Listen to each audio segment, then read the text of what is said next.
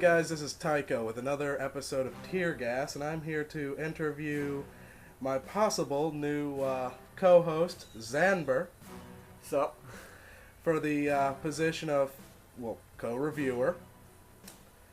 Doing this for a class, so bear with me, guys. So, Xanbir, how long have you been playing video games?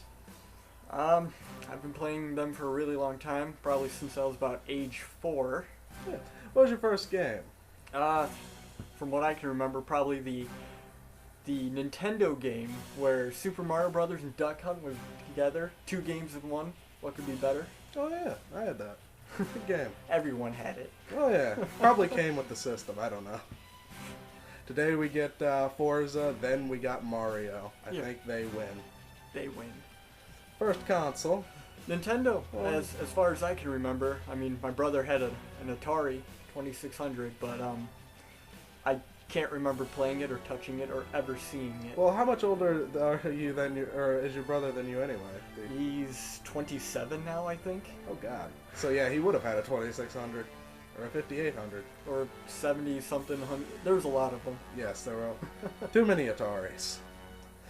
Oh. Were you capable of thinking a game was bad when you were a child? No, I mean, you would see a video game and, just play it. I mean, 2D graphics, there's nothing to complain about. I mean, I was more excited for pressing the A button and seeing Mario jump. Oh, yeah. Get the little plumber hopping. Yes. I don't think you got paid enough. No. Oh, hell no. How's your opinion changed now that you're 20 over 4? Well, I can definitely tell difference in video games. I can say, hey, I like it, I don't like it. These graphics sucks. This storyline's amazing.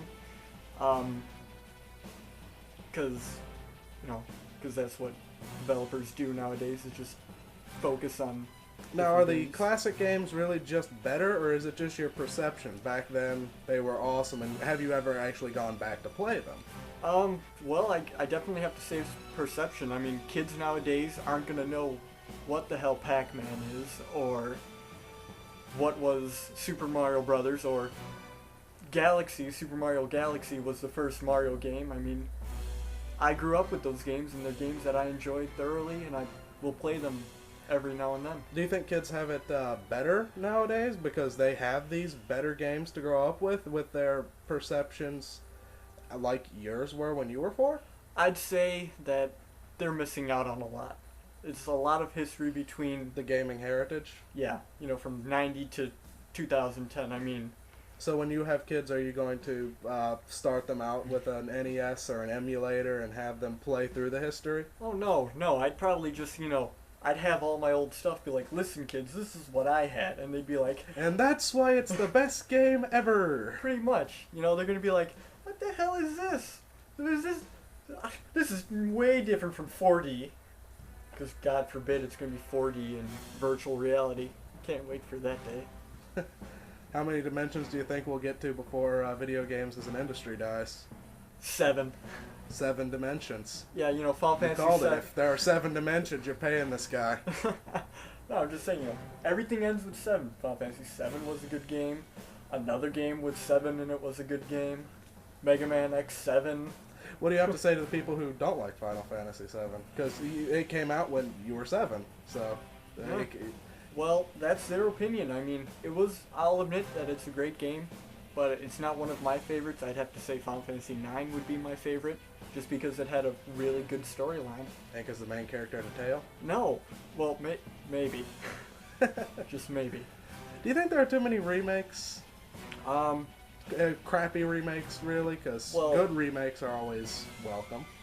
Good remakes are always welcome, but they should focus on what sold a lot in the past and remake those.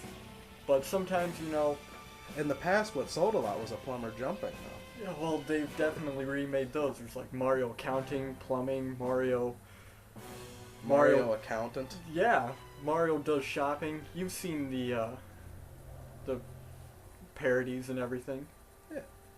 Now you're holding a Fallout 3 manual. Do you think that in any way shapes up to the games of the past? Definitely Fallout 3 had a lot of features that the old games did not have, such as customization, 3D graphics, everything else. Basically, a better storyline. But how? Why? I lost my train of thought. Yeah, I understand that.